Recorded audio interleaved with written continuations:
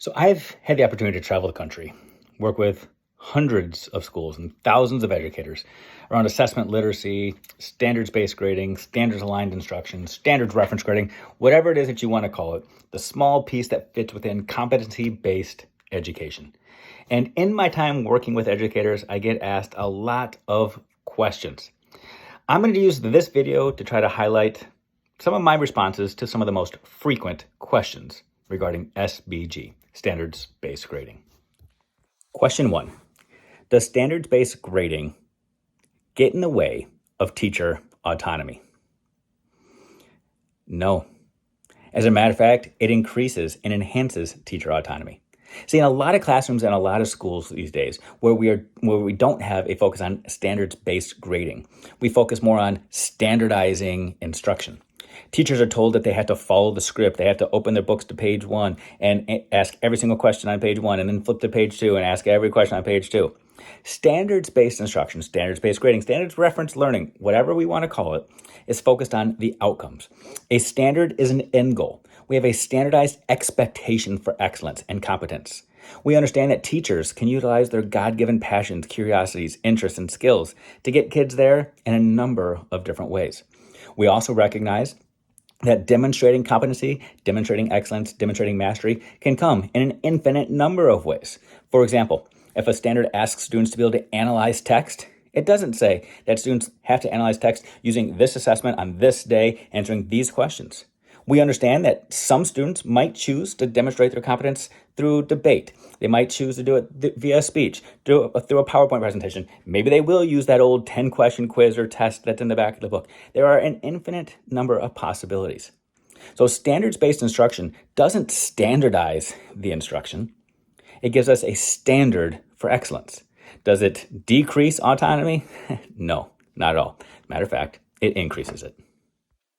Question 2. Can you use standards-based grading in a classroom where students are below grade level, or where there are a lot of high needs, at-risk, or special education students? The answer is yes. A Schmittoism. A standard is only standard if it's standard. There are some people that would tell you you have to adjust the standard based off of the kid. I would argue that that is not a standard then.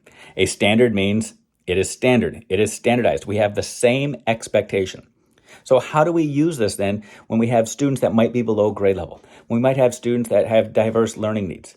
The answer is simple. We focus on progress, we focus on growth, and we give feedback compared to the standard, not compared to their peers. If we have a 4-point scale that has been developed, some sort of 4-point progression, where the standard level skill might be, let's just say, at a level 3 out of 4. And you have a student that is performing at a level 1 or level 2 because they are grade levels behind or their skills aren't as complex, their feedback, their grade would be 1 out of 4, 2 out of 4. That does not mean they're getting a 25% in your class or a 50% in your class. That old antiquated model of trying to measure everything based off of the frequency of correct responses doesn't work in a standards-based environment. Because I'm not saying a 2 out of 4 means that they got 50% of the responses correct. I'm saying that they are at a level 2 on our progressive rubric. In a standards-based environment, the goal is to give accurate feedback. When a student knows that they're at a level 2, they also can clearly see what's needed to get a level 3, what's needed to go from a level 3 to a level 4. Same thing happens year to year. If you're a 7th grade teacher and you get a student in your classroom that last year performed at a level 2, you can see exactly what they could do. You can see their strengths, you can see their abilities, as well as what might be lacking, so you can pinpoint their direct needs.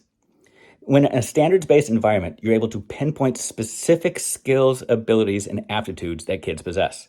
It's not about jumping through hoops. It's not about forcing compliance. It's not about looking at the frequency of correct responses, because that is not an accurate prediction. It is not an accurate measure of student success and competence.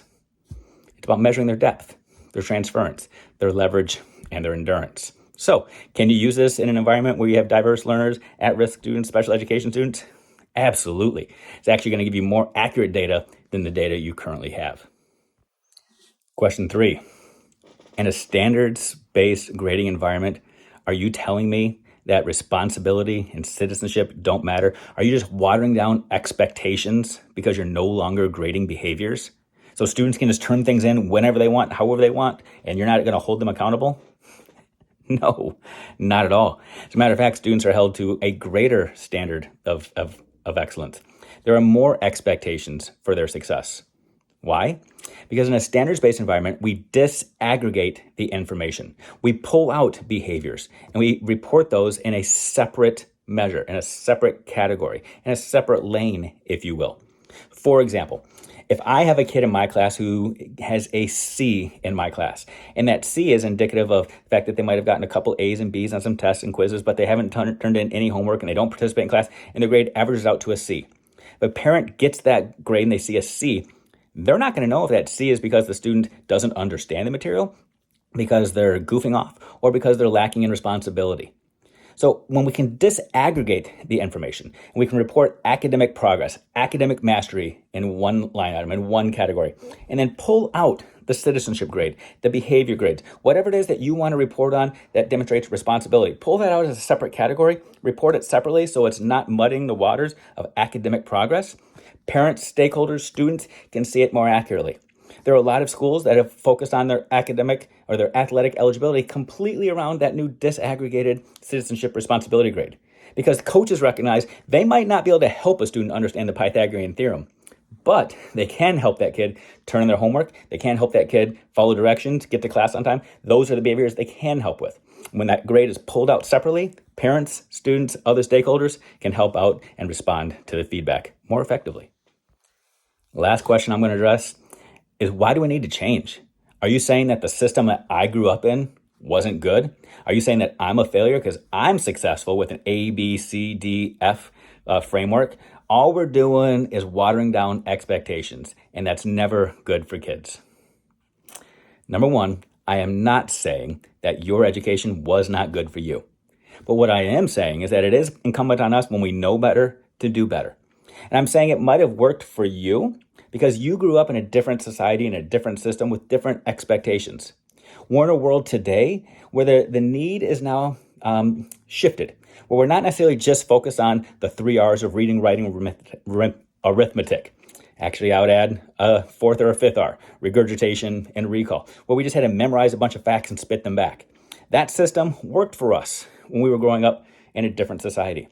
Today's kids are more focused on the 5 C's. We need them to focus on critical thinking and communication, collaboration and creativity, and having good character. We need to make sure that we are giving them feedback that is aligned to the standards. And the standards, 83% of the standards, ask students to be able to do something with their knowledge, not just memorize things, but to be able to apply it, to analyze, to synthesize, to create, to evaluate. The workforce, society is asking us to produce kids that are able to collaborate, that have good character, that have strong work ethics. We need to make sure that we are giving them experiences and assessing their ability to do the things that the world of today is asking kids of today to be able to do. So no, I'm not saying that what you went through was wrong.